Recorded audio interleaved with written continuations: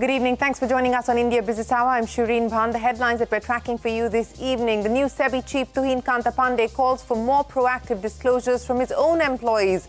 Rules out any immediate review of the total expense ratio charged by mutual funds. Says SEBI has received 2 applications from asset management companies for the proposed specialized investment funds. SEBI is looking at the NSE IPO application positively and is not procrastinating, says Chairman Pandey. Also flags tech architecture, clearing corporation and governance issues. The Sensex and the Nifty end at the low point of the day with marginal losses. Mid-caps and banks see sharper cuts. The Rupee hits the highest level in 2025 as the dollar continues to weaken. Gold prices ease from record highs even as thousands throng jewelers across the country to buy the yellow metal on the auspicious day of Akshaya Tritiya. Gold prices up 27% so far in 2025. The tariff war and policy uncertainty take a toll. The U.S. economy contracts unexpectedly in the first 3 months of 2025, sparking renewed fears of a recession. Imports saw 41% as businesses rush to stock up. The government will conduct a caste census along with the upcoming population census. Opposition parties claim credit. A nationwide caste census was part of the Congress Party's manifesto ahead of the Lok Sabha elections. Union Minister Ashwini Vaishnav accuses the Congress of using the caste census as a political tool. Prime Minister Modi holds a second set of meetings of the Cabinet Committee on Security after the terror attack in Pahalgam that left 26 people dead. The manhunt for the suspects continues. The Indian Army says Pakistani forces violated ceasefire at the border for the 6th day. RBI approves a 2-member committee to run IndusInd Bank. This follows the resignation of the CEO and his deputy after derivative accounting lapses led to the losses of nearly 2,000 crore rupees. Electric scooter maker Apha Energy's 2,600 crore rupee IPO fully subscribed, led by retail and qualified institutional buyers. Key anchor investors include Abu Dhabi Investment, Morgan Stanley, PIMCO, among others. The Supreme Court allows courts to modify arbitral awards but warns that this power should be exercised with caution. So far, courts only had the power to strike down the entire arbitral award or a portion of it. A first-of-its-kind government survey projects private sector capital expansion to decline 25% this fiscal. 43% of the 3,000 companies surveyed are unlikely to undertake any capex. PepsiCo's largest India franchise partner, Beverages, net profit rises by 33% in the March quarter. The low-sugar or no-sugar segment accounts for 59% of consolidated sales volume, signaling a shift away from sugary drinks over health concerns. And the Mahakumin helps boost Coca-Cola's earnings. The multinational company says it sold 180 million servings of the fizzy beverage at the congregation in Prayagraj.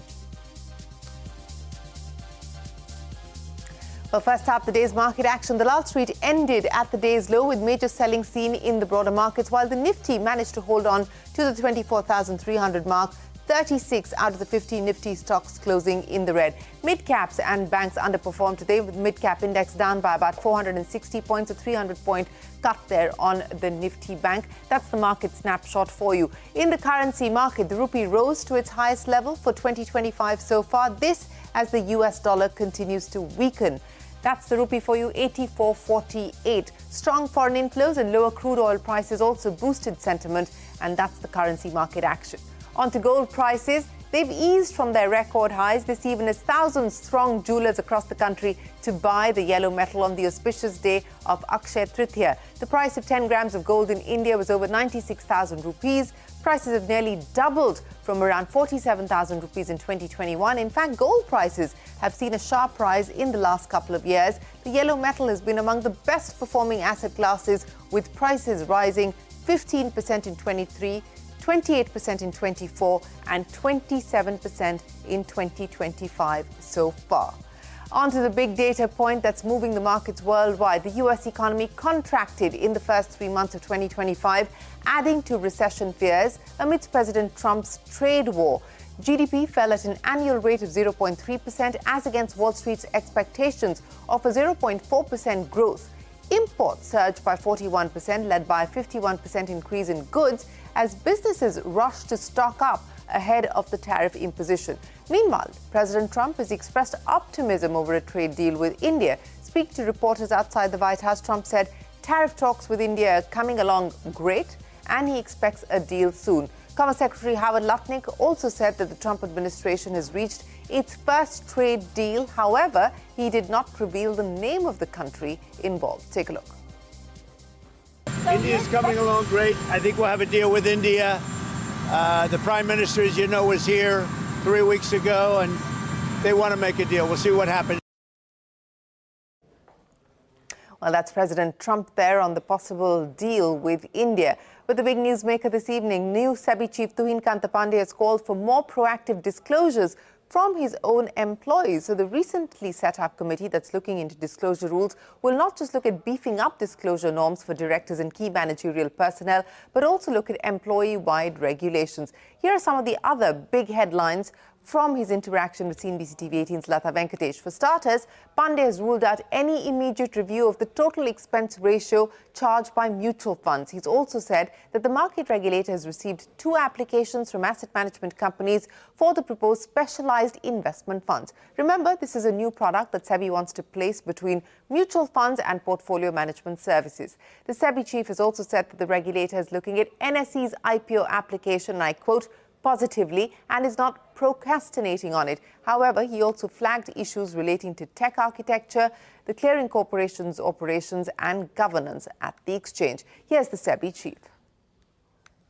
There is very little public exposure. There is in fact no public disclosure of the conflict of interest. Even we don't have even disclosures of properties. I think SEBI also is also a, slightly a regulator where we find that we should be more proactive in terms of this regime. And secondly, we also need to have comfort for those who are working within SEBI as to how they need to conduct, in many cases, You mean the lateral entrance?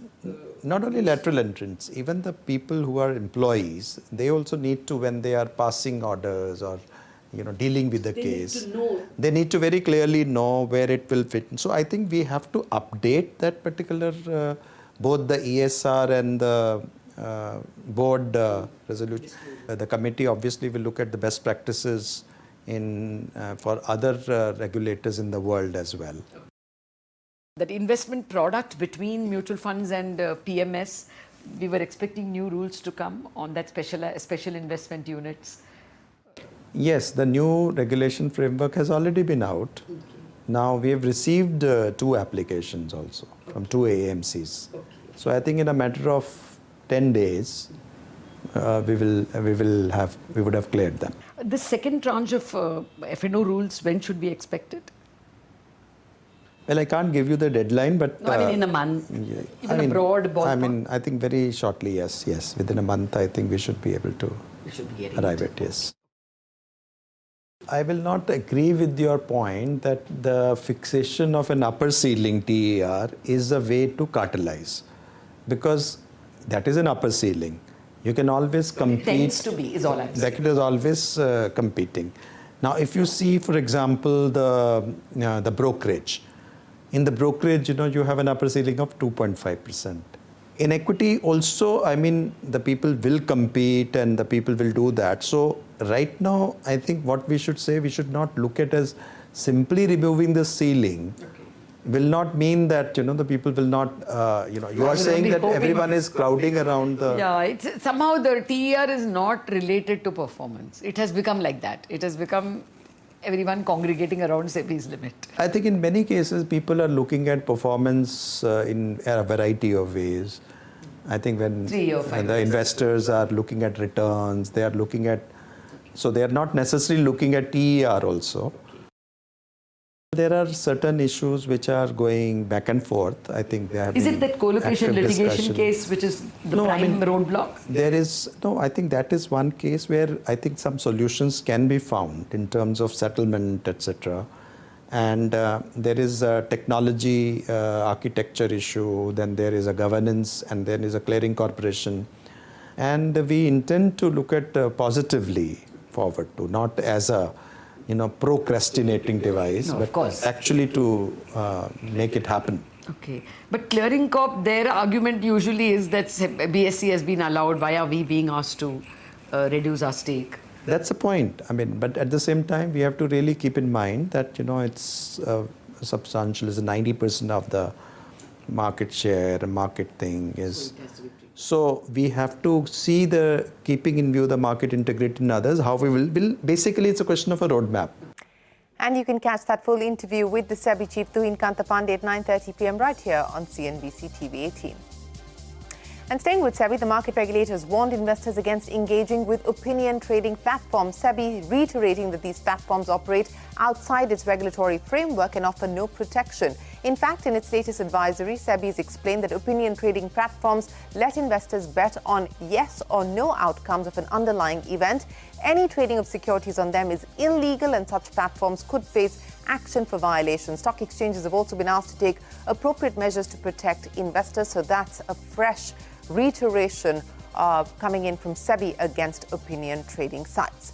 The big national story, 8 days on, the hunt for terrorists involved in the attack on tourists in Pahalgam continues. Prime Minister Modi chairing the second Cabinet Committee on Security meeting since the attack last Tuesday. Meanwhile, Pakistani forces continue to violate ceasefire at the border for the 6th day. The Prime Minister said the Indian Armed Forces have complete operational freedom to decide the targets and the timing of India's response. The government has also reconstituted the National Security Advisory Board. Former Research and Analysis Wing Chief Alok Joshi has now been appointed as the new chairman. And Parikshit is standing by with more on India's possible response. Parikshit, tell us about the military operations that are currently underway, even as India evaluates its options.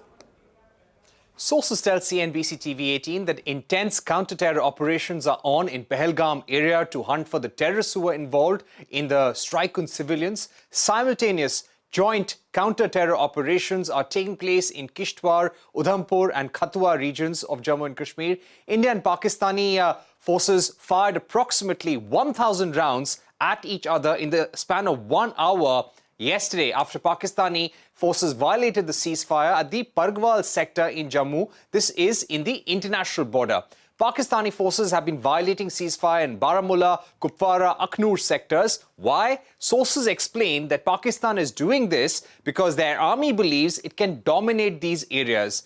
Pakistan has violated ceasefire at least 15 times since the start of this year, and 6 times at least in the last 1 week alone. TGMO talks were held on Tuesday, and the Indian side warned Pakistan against any such future ceasefire violations.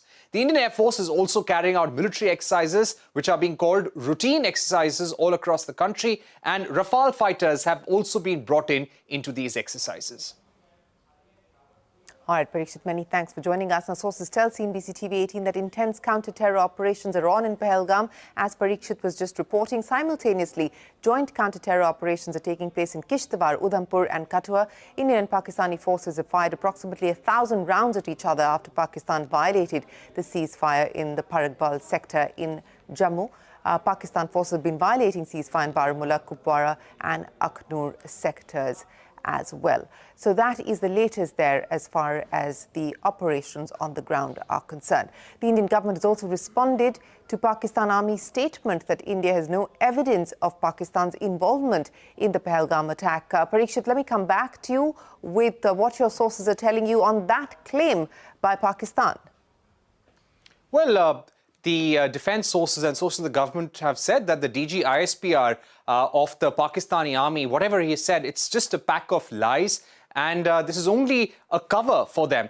India actually has irrefutable evidence of Pakistani involvement in terrorist acts, and not just in Pahalgam, but several terror attacks that have taken place over the years. Government sources say that India has evidence of the involvement of Musa, a Pakistani SSG commando, in the Pahalgam attack. Pakistan has been involved in terrorism not just against India, but also against neighboring Afghanistan.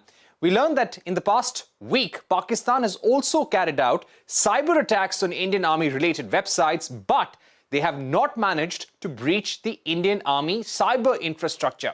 Government sources say that Pakistani army has been involved in coups, election rigging and political intimidation and the Pahalgam attack, and now these cyber attacks show that Pakistan army is not a national army but a terrorist organization. This is the view coming in from top levels in the government. Sources say India has suffered a loss but has maintained restraint so far. India is contemplating next steps from a position of strength and with a lot of international support. All right, Parikshit, many thanks. Now, the Reserve Bank has approved the constitution of an interim committee to oversee the operations of IndusInd Bank. This committee will discharge the responsibilities of the CEO until a CEO is appointed. Ritu joins us now with more. Ritu, you reported on this, and today it is official with the RBI clearing the appointment of this committee. Take us through what we should expect now in terms of next steps. Well, accounting lapses at IndusInd Bank triggering top-level exits, as we had reported. Now you have the CEO, Sumant Katpalia, stepping down from his position effective yesterday, nearly 11 months before his term was to end in March next year.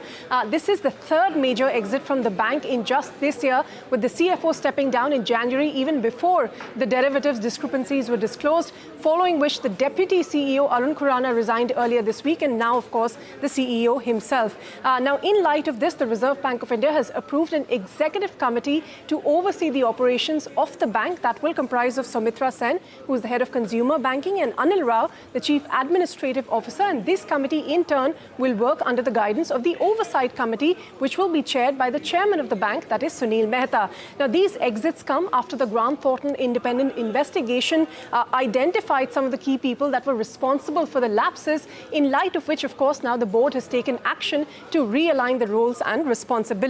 This is a clear fallout of the derivatives discrepancy, which will lead to a near 2,000 crore rupee hit on the bank's P&L, and that comes on top of the 600 crore discrepancy in the microfinance portfolio, which is still under audit. The impact of both of these is expected to be accounted for in the fourth quarter itself, and that may lead to the bank ending the quarter marginally in the red. Now, in his resignation letter, Sumant Katpalia himself said that he was stepping down as a matter of moral responsibility for his acts of omission and commission. For now, this executive committee will be in place for 3 months or until a permanent new CEO is appointed. Ritu, many thanks. Now, electric scooter maker Apha Energy's 2,600 crore rupee IPO fully subscribed, led by retail and qualified institutional buyers. Some of the key anchor investors include the Abu Dhabi Investment, Morgan Stanley, PIMCO and others. Sudarshan is standing by to take us through the details. Sud. The pure EV play Apha Energy's IPO has been fully subscribed on the last day of the issue. The fresh issue size of its IPO is of more than rupees 2,600 crore. OFS size is of rupees 1.1 crore shares, and price band is of rupees 304 to rupees 321 per shares. Now, as of 3:30 p.m., total subscription was of 1.4 times. And in its IPO, company has offered total 5.33 crore shares, and as of 3:30 p.m., it has received bids of 7.48 crore shares. Now, apart from total, retail has been subscribed 1.7 times, QIB is 1.7 times, NI is 0.6 times, and employees more than 5 times. So the data indicates that subscription as of 3:30 p.m. today has been majorly led by retail, QIBs and employees. So retail total of total offerings, QIBs form 54%, NIs forms 27% and retail forms 18%. And ahead of the IPO, the company had also raised more than rupees 1,300 crore from anchor investors. And in the list of anchor investors, there are some of the big names, including Abu Dhabi Investment Authority, Singapore's East Spring Investments, Morgan Stanley Investment Management, US PIMCO, Samir Arora's Helios Mutual Fund and Helios Capital, UK's LMR Partners, and Hong Kong's Ovata Capital. So there's still some time left in its IPO till 5 p.m. We'll have to see what is the total subscription. But as of 3:30 p.m., total subscription stands at 1.4 times. So many thanks. That's Apha Energy for you. And on to Vedanta. It posted a strong quarter, beating estimates on all fronts. Net profit ahead of expectations, nearly doubling year-on-year. Revenue also higher than estimates, growing 14% compared to last year. Vedanta expects to complete its demerger exercise by September this year, having earlier delayed the timeline from the date of March. Other earnings, Indian Oil Corporation's Q4 performance ahead of estimates. This on the back of the state-run company's strong performance in the refining business. Gross refining margin stood at $8 a barrel, ahead of estimates and 2.5 times higher than the previous quarter. Speaking to CNBC TV 18, IOC chief A.S. Sani said the company will not cut fuel prices at this point in time. Take a look. There's a lot of expectation that, probably the petrol diesel rates should come down. You're the market leader, so it's but obvious that we are going to ask you this. We can't comment on that because, as you say, even with such improved GRMs, even in Q4, even with such better operations physically, doing best operations as you have seen in terms of fuel and loss, in terms of distillates, everything we are doing best. But at the same time, we are getting only this much profit. So if that also, if I'm allowed to, if I say that I will let go of it, then you can see that the kind of 40,000 crore plus we are doing the capex each year on year. This year also we are 30 to 32,000 crores we will be doing the capex. So I'll have to have money in my coffers so as I can do this capex and I can take the growth agenda forward. So as of now, consumers should not really expect some kind of a relief, so to speak. Am I right? For the health of the companies, we have to hold on. Well, for the health of the company, cannot afford a fuel price cut at this point in time. That's IOC. A first-of-its-kind government survey has projected that private sector capital expansion will decline by 25% this fiscal. Now, the survey has found that 43% of companies are unlikely to undertake any capital expenditure in FY26. Sapna standing by with the key findings. A first-of-its-kind survey by the government. Sapna, take us through what it reveals. Well, absolutely. This is the first of its kind survey done by the Ministry of Statistics, and the numbers are quite revealing as far as corporate India's capex intentions for FY26 are concerned. First, there is an indication of a 25% possible dip in the capex intentions. Basically, 4.88 lakh odd crores is what corporate India is willing to invest, both in financial and non-financial sectors in FY26, in comparison to a much larger number of around 6.56 lakh crore for FY25. That's one. Second, also the sample size is around 5,380 enterprises. Now, 43% of these enterprises do not have any capex plan for FY26. Which are those sectors which may be hit by zero capex plans? Well, it's basically mining and quarrying, gas, electricity, air conditioning, retail and wholesale trade, repair of motor vehicles and motorcycles. These are the sectors which are going to be likely to be hit hard. However, there's a balancing act here in terms of what could be good. Manufacturing, education, and health, here the corporates are indicating, much better capex intentions. I think manufacturing is as high as 50-odd%.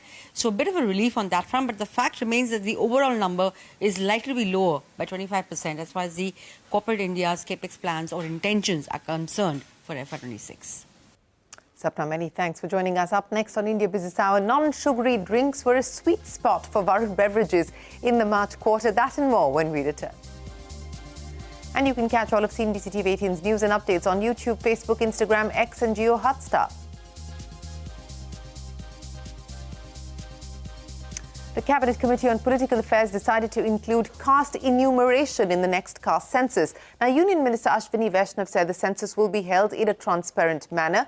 Vaishnav also hit out at the Congress by saying that some states have done caste enumeration in the name of surveys for political reasons. But the census comes under the purview of the centre. Now, the Supreme Court has allowed courts to modify arbitral awards. However, the Apex Court has warned that this power should be exercised with caution. So far, courts only had the power to strike down the entire arbitral award or a portion of it. Ashmit joins us now to explain to us what the court's ruling means and why this is a significant departure as far as the Supreme Court's position on arbitral awards are concerned. Ashmit. Well, a landmark judgment coming in from the highest court of the country by a bench of no less than 5 judges, blessing the Indian courts. This judgment blesses the Supreme Court and the high courts with the power to modify, to change the arbitral award. Now, this is a dramatic change from the existing regime. The existing regime, as of this morning, was that arbitral awards, once they're passed by the arbitral tribunals, the only thing that the Indian courts could do was, one, either to allow it or, number two, to strike it down. And even for striking it down, they were very limited and specific criteria, such as perhaps a violation of Indian law or a violation of the Indian public policy. That's the only way in which it could be struck down. Now, there is the power. The courts have armed themselves with the power to modify the arbitral award. There are specific criteria that have been listed out. One, in case the award is severable, which is that some parts are valid, the others are invalid. That's when the High Court, Supreme Court can step in. The other is if there are typographical errors, which is blatant on the face of it. That is another case of High Court, Supreme Court wanting to step in. The third is if there's a case of interest being awarded post the arbitral award. That is another aspect where the courts can intervene. The fourth, and this is interesting here, under Article 142, the Supreme Court can intervene to meet the ends of justice, which again is a very wide power. The only caveat that the Supreme Court has added that there needs to be some caution being exercised in exercise of these powers. What is interesting, however, is that this wasn't a unanimous judgment. There was one dissenting judgment by Justice K.V. Vishwanathan. He warned that any such introduction of powers of modification could lead to a whole host of uncertainties for players that are participating in that arbitration and will strike at the heart of the arbitration and conciliation mechanism.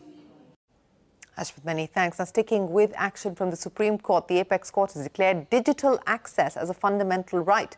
The court has also issued a slew of directions to ease the KYC process for people with visual impairments. The court has said that bridging the digital divide is no longer a matter of policy discretion, but is a constitutional imperative. Varun Beverages met street expectations in the first quarter of this calendar year. The firm's net profit up 33%. But here's the interesting aspect. The low sugar or no sugar segment accounted for 59% of its consolidated sales volume. Mangalam is standing by to explain. Mangalam, non-sugary drinks emerge as a sweet spot for Varun Beverages. So Varun Beverages reported its first quarter calendar 25 numbers, and the stock after an initial dip saw a recovery, and here's why. Because the consolidated sales of the company grew by around 29%, and it was aided by the South Africa acquisition. More importantly, overall volumes grew 30%, but organic volumes grew by 15.5% in the quarter. We heard from Coca-Cola how, India's business was aided by Mahakumin. Case in point, Varun Beverages also would have seen a benefit from that itself. But more importantly, ahead of summer, they've increased their capacity, so that should aid them in the quarter that we're currently in, which seasonally is the strongest quarter for the company. A 29% revenue growth, margins which are absolutely flat. We had, net profit for Varun Beverages grow by around 33.5% in this quarter. Some of the internals were strong as well. The South Africa business that we're talking about grew by 13% over the last 4 quarters. Importantly, India realizations improved by about 2% as well. And they've initiated distribution and sale of PepsiCo's snacking products in a couple of these African nations. And they've commissioned new facilities in both Kangra and Prayagraj ahead of the summer season. The most interesting highlight that came in from the numbers, however, was the massive shift that we're seeing towards low sugar and no sugar options. Nearly 59% of the company's volumes come in from no sugar products or low sugar products. Now, even if you discount the 30% that they sell from Aquafina water, it means that of the carbonated soft drinks that they sell, 50% opt for no sugar option. So that's a healthier underlying mega trend. That's something we'll watch out for. Do you like sugar in your drinks or no? Well, I clearly don't, but thanks very much, Mangalam. As Mangalam was mentioning there, the Mahakumin Prayagraj had a massive impact on a US-based beverage maker. In its first quarter earnings report, the Coca-Cola company revealed that over 180 million servings of Coca-Cola were consumed during the religious gathering. Even if one attendee had one serving during the period, this means that at least 27% of the total Mahakumbh attendees had one Coca-Cola serving. The company also revealed that it recorded double-digit volume growth in India during the first quarter. So clearly, the Mahakumbh emerging as great news there for Coca-Cola. With that, it is time for us to wrap up this edition of India Business Hour. From all of us here on the team, thanks very much for watching. Do stay tuned. The news will continue right here on CNBC TV 18.